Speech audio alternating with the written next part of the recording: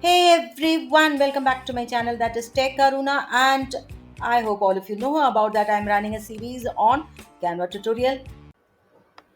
In today's episode, we are going to see how to create an animated avatar in Canva.